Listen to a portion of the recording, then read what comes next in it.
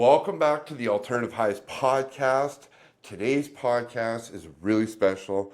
I'm sitting with an old friend I met probably 10 to 15. 12 years ago? Yeah, it's been a long time. Amanda Moraes. Today's conversation, we're going to talk nutrition and more on a holistic level. Yes. What is the difference between holistic and say organic right along lines? Yeah, it's right in there. The nutrition. So talk to me about it. Tell me what the... Holistic means natural. Like more of a natural way of looking into things. Like you can say you eat nutritiously and you're eating protein bars and protein cookies and this shit in a package. Mm-hmm. And it's absolute garbage. Yeah.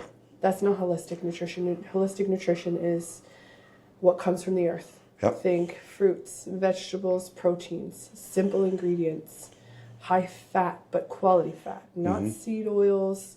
You think like tallow, butter, coconut oil, avocado oil, nutritiously dense that your body can use to fuel you. Okay. Yes, the other simple methods will do the job, but it causes inflammation. And inflammation is the enemy because that is the root of where all disease sits. With the oils and stuff, like I've switched over. I have terrible gut health from spinal cord injury. Yeah. But like right now, we're connected. still researching. Like, what is the differences? Like I use tallow, I use butter. Beautiful. But what's the difference between the flaxseed, I don't even know the other types of canola oil. If you want to, breaking down fats in a category, you want to talk about seed oils. So that's your canola oil, that's your rapeseed oil, that's your highly processed even olive oil. Okay. Anything that is ultra processed or hydrolyzed, I want to say the right word, is basically lit under a flame in a canister to heat it up to a point that it can handle high temperatures, which basically poisons your body. So like every other processed food. Yes, you don't want vegetable oils, you don't want any of that because it's made from the lowest quality of ingredient. You want cold pressed, organic, natural oil as much as you can. If you're having butter, eat clean butter. Yeah. Eat butter that comes from grass-fed cows. Yep. If you can get organic, wonderful. Yeah. Another alternative to that is ghee. You can buy organic. Ghee it's like butter, but they've heated it up and taken some of the lactase out of it. Okay. There's people that have dairy allergies can have ghee because of the way that it's processed. Okay. But it still tastes like butter. It's like movie theater butter to me. I like that. But it comes in a jar usually, and it's refrigerated as well. So it keeps, but it works really well. Interesting. I didn't even know that. What when you're talking, I have a hard time, and I'm sure lots of people do, veggies and fruits. Like I find myself right now, I'm not full carnivore. Yeah. Probably like, I'm gonna say 90%. What you had said, but you like pizza. I can't. Yeah, Fridays, like That's your Saturdays the tummy empty day, and then Friday nights. You fast as well? I was trying like just like the 18 hours. Yep. Lately, I have not had it in me. To the control to do it. It's hard. I have experimented with fasting. I did a big round of it when I had my bowel resection because I wasn't given any education after I had my surgery. Okay. And I could not digest any animal proteins, any animal fats at all. My body was not happy. So I went vegan for a little while. And I experimented. And you had a better time with vegan? I will say vegan after my surgery was what I needed. I suppose after surgery. Yeah, because I couldn't, like I said, I tried eggs, I tried meat, I tried anything, and it just wouldn't digest at all, and it gave me pain. Yeah. So I just cut it all out, and I went plant-based as hard as I could. And how long did you do that for? Probably about 6 months. Fuck, that's a long time. And then I started incorporating a little bit more proteins, but I would also do like a 16 to 20 hour fast. And sometimes I wouldn't go, like I could go, I'm hardcore, I could go 24 hours without eating, no problem. But I would hydrate. I was having electrolytes, so I would start my day with a tea. and like a lemon zinger or a black cherry or something. Okay. And then I would have my electrolytes, and then I would have a black coffee, and then I would have more electrolytes, and that would get me through my whole morning to afternoon. And if I was working, easy peasy, because I was distracted enough that I What's the didn't think longest you've about ever gone? without eating. Like we'll call it a fast or not eating. 48 hours. I don't know. Unless I was sick, I don't think I could pull it off. I can. I'm weak when it comes to food. Now, I used to be, but I've gotten more of control over it than me because we battle. Yeah. Yeah, we battle. Dude, health battle? Food and I have a long, I grew up in the 90s. Yeah. Everything was body shame, body shame, body shame. I'm not a small girl. No. I'm a big woman. I'm a tall woman. Yeah. And I was chunky for a long time. So when I say chunky, I weighed over 200 pounds at one point. I weighed 220 something. Really? Yep. That's big on me. I met you. I was trying to think, you were just getting ready to step into doing a shows. Yeah, I had just left my ex-husband. Was it right around that same time? Yeah, I just left my ex-husband. I was just starting back to work at a salon when I had been home having Gemma and working at home. So I quit a salon life, had my baby, stayed home, built a salon at home for a couple of years. And then Justin and I were on our way out, and I went back to a salon so I could work, socialize, fill my cup. Yeah. What, I put a pin in. I'm always fascinated with people that do shows. Oh, yeah. I love having that conversation. Emily broke my brain when I was talking to her. I had Will on the other day. Yeah, I love that stuff. Yeah, Is that something you'd ever thought about? I will meet. I know you posted the other day. I turn 40 next year, so I will be making it my goal to do a show next year. Oh, that's fucking cool. Yeah, I'm ready. I haven't been to the gym yet since I've had Axel. Yep. I am taking this postpartum journey real slow. Yep. I just started doing yoga again and getting my body moving. We walk all the time. I walk all the time. But I am taking this postpartum very slowly and making sure I eat nutritiously. And I have an exclusively breastfed baby, so he will not take a bottle. So mama's on tap 24/7. Heck yeah. So I eat to nurture him. Yeah. And myself. So if this means that I'm a little bit heavier right now, I'm not where I want to be. It's all right. It's not about me. It is what it is. This is his time. Yeah. This is for him. That's cool. I didn't know you were going to do another show. Say I it that quick. When you're preparing for that, does it change you? You know what? I've learned that competing for me, a little bit about vanity. I'm a vanity girl. I care about my appearance. I always have. I'm not going to say it's not a big thing, but that's my reward. Yeah. When I compete, it is... I've always had a big mental battle that I've been going through. So when I compete, that's my time to dive into my shit. That's where I go hard into what's hurting me and what needs work. Yeah. So my body is the result of the mental work. Yeah. So my mental game gets locked in. I focus. I give it my all. Oh, I love that. And my reward is a really pretty bathing suit and a beautiful gown, and I get to present it my way. Yeah. It's about me, and I don't have to look like them. Yeah. I never have. I've never met the standards for competing. Yeah. Because I am a long woman. I have big muscles to grow. Yeah. And if I really want to, match them, then I would, but it would take longer. Yeah. Because I never did sports as a kid. No. I wasn't athletic. I am ADHD, so I am body not aligned. I'm not good at sport. I'm not coordinated. Okay. But if I really like something, I can get really good at it. Get into it. Yeah. I get excited about that when somebody gets right into it. Yeah. It's fun for me. And what's a show look like for next year for you?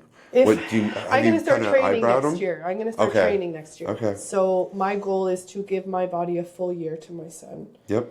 And then as he starts eating more, he'll need me less. Yep. So then that means I get to start with me. Yeah. And then my priority starts in September when he turns a year. Okay, it's time for mama to do what mama needs to do. I like that. Yeah, and then we'll see where that goes. But I definitely want to hit the stage when I turn 40, because the last time I competed, I was 29. Oh my God, I can't believe. Would you put an age on it? 30. I might have been 30. when you put an age on it, that it does bring it back. I was 30. Sorry. I had just competed in May or April. No, August. Sorry, I competed in August.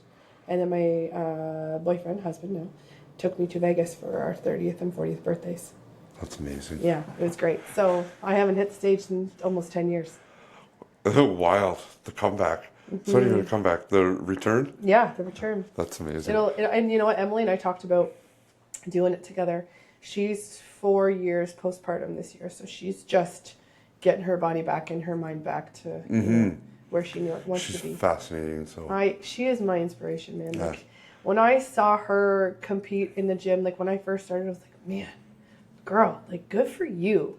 But she comes from an athletic background. She comes from being a fitness gymnast. queen. Yes. She's always had it, you know? And like from someone who's never had it to like my best friend. Hard to wrap my head around it. Yeah, I'm just like, man, okay, I'm going to get here. I'm going to be like this. But, you know. It's cool to have people in your group like somebody that close to you too. Like, she's my best I've got great friends, but I don't have, it's a wild dynamic because I'm sure she's like, maybe don't do that. Oh, she 100% won't. And there's no filter with Emily and I. There's nothing we can't talk about. There's nothing we can't say to each other. You have to have that for pure and unfiltered, and she is the best kind of people. Yeah. She's wild. Yeah. Her energy's a little high for me sometimes. I got to bring her down a lot because I think that's why she has me as a best friend. Like, she's really hyper and I'm like calm. So we just balance each other. She brings me up a little bit, and I, bring her down. I love that. Yeah. Yeah. I just met her husband there at the Music for the Mind.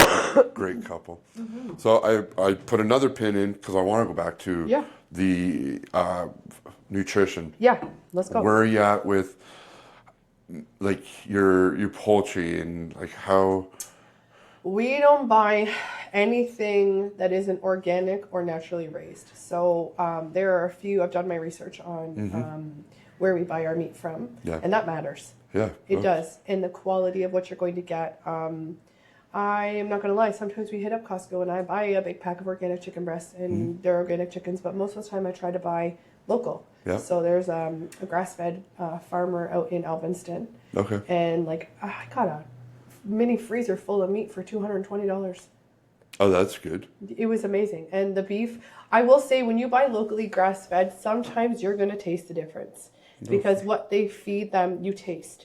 And you have to be careful. Like some of my beef was a little bit gamey and a little bit, like I could taste the hay in the meat, but I'm also very sensitive to flavor. And did it bug you? A little bit. I had to really mask the flavor on a couple of my recipes, like making stews or chilies or something that I used a lot of spices with. Yep.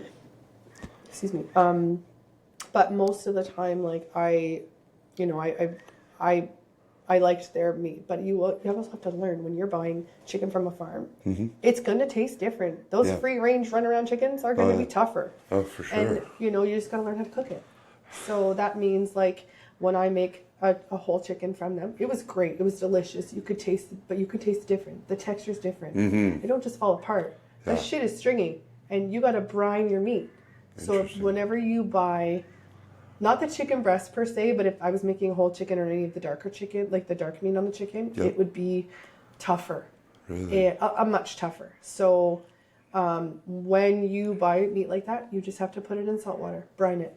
Yeah. Brine it for 24 to 48 hours, let it sit in there, and it'll break down the textures, it'll break down the tendons, it'll make it a better meal for you. Interesting. So it's just learning those tricks. So if you're shopping, because it's not just you and hubby. It's my boys. Yeah. So what's grocery shopping look like for you? Grocery shopping for us right now is online because I refuse to bring my 3-year-old into the grocery store. I don't want that stress. I'm going to forget shit. Yeah. So right now it's PC Express pickup, or my husband runs out to Food Basics and grabs what we need. Is it difficult though when people are watching how they feed themselves? Yes. I stay out of that middle aisle and I stick to the around. Yep. That's hard to shop when you have children. Yes, but my boys, so far Atlas doesn't know what bear paws are from my house. Okay. Or Yeah. I love that his name's Atlas and you drive an Atlas. Yeah. I almost didn't call him that because I drove an Atlas, but it's actually Atlas James. Yeah. His first name is actually Atlas James. Beautiful. And Axel Cruz. They both have hyphenated Oh, names. Axel Cruz. Yeah. Ooh. My boys have some fierce names. Yeah, Yeah. that's cool. Yeah, both my boys have very fierce names. Yeah, I like that. Bring in a big.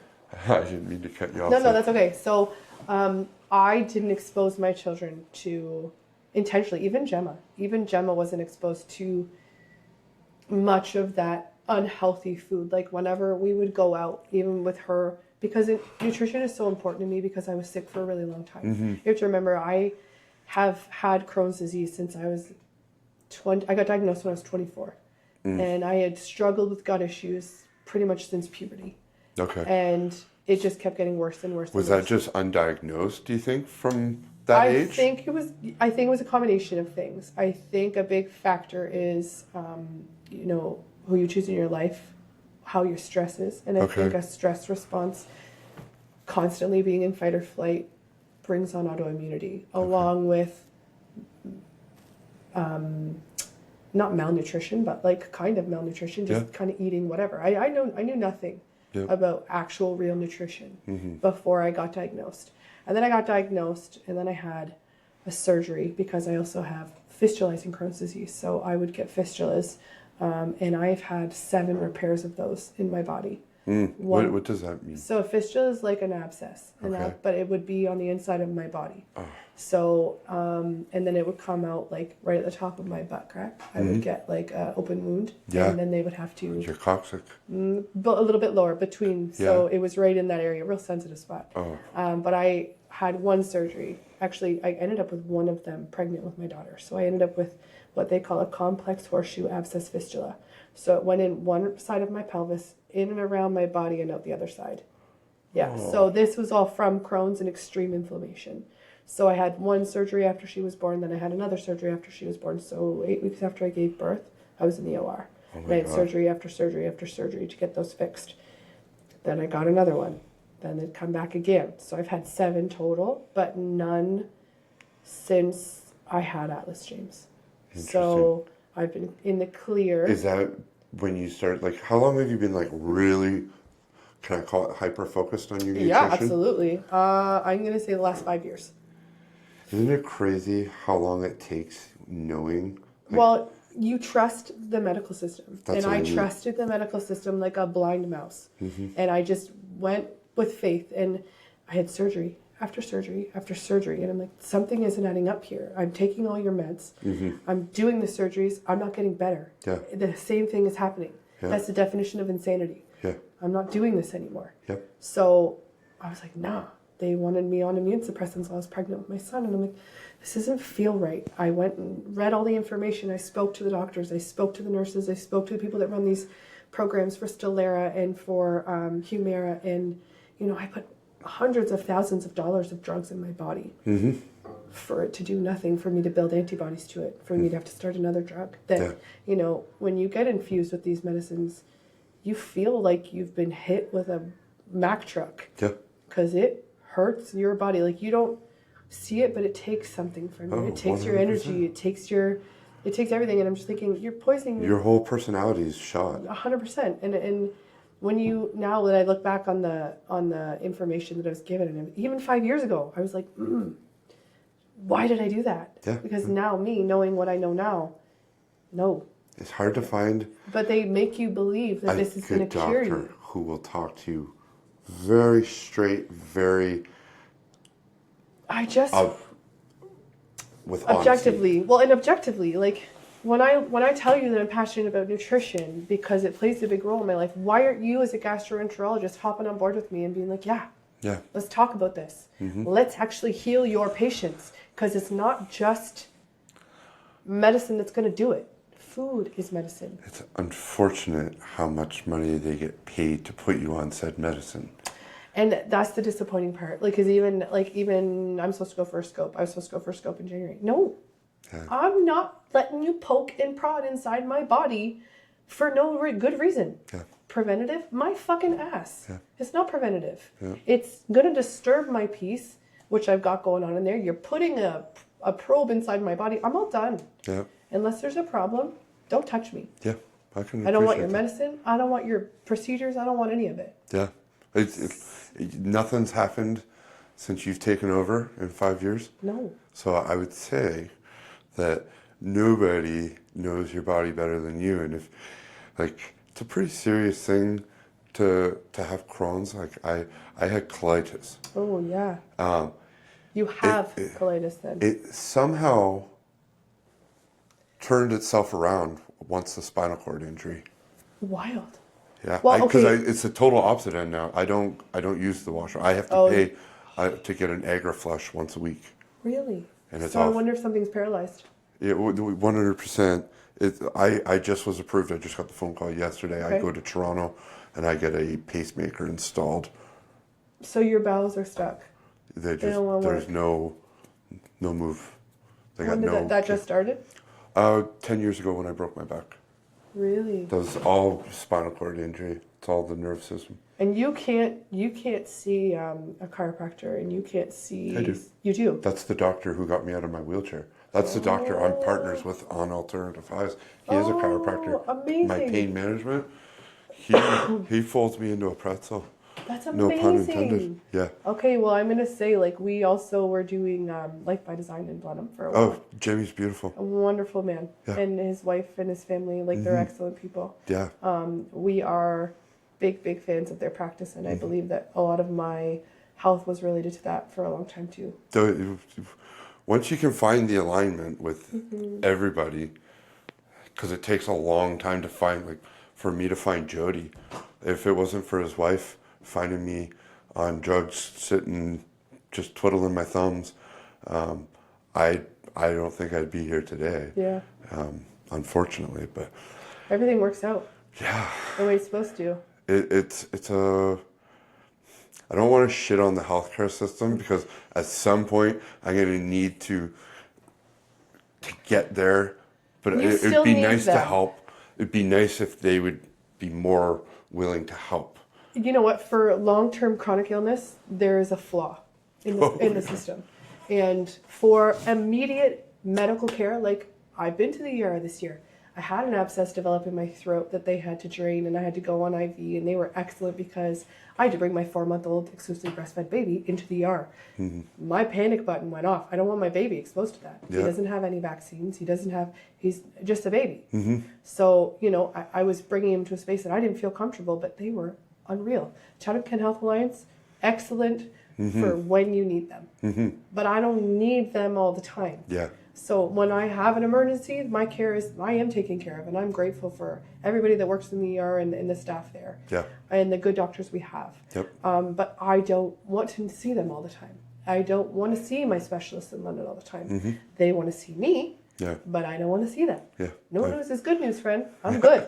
I got me. I could appreciate that. It's I'm the life of spinal cord injury and all that it's played its role, and it's made me really, like, Aware? yeah, I'm just not ready to walk the line with them anymore. I kind of want to see Where you what can I'm take yourself? doing is working for me, just like what you're doing is working for you. Maybe it's not the way, but It's my way. better than the way I was following. Yeah, absolutely. So And I feel the same. Like, rounding back to nutrition with my kids in the grocery store, we were talking a little bit about what, like, grocery shopping looks like. yeah, I For want me. to circle that. I now just have so much more knowledge. I'm not gonna lie to you and say we don't buy chips. We buy chips. Do I try to buy the ones that are organic and, you know, cooked in avocado oil? Yes. Do I like them as much as I like Doritos? No. No.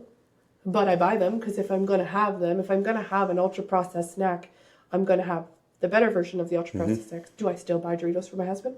Yes. Yeah. Because he loves them, and I will do that. But I also buy, like, we don't buy Doritos. We buy, like, an O'Neill brand that's organic, and they're pretty damn good. Yeah. So, like, they might cost $6 a bag, but so do Ruffles now. Yeah, So, I was gonna like, say chips are so expensive. I know, and, like, for, like, that kind of thing, so I buy the better versions of Yeah. things. So My son knows what we call healthy Doritos, which is like the O'Neill brand. That company makes an organic corn chip, but it's still got sunflower oil. It's still got shit in it. Yep. But it's better than all the food colorings they add to the Yep. bag of Doritos. And these big companies could do a lot better.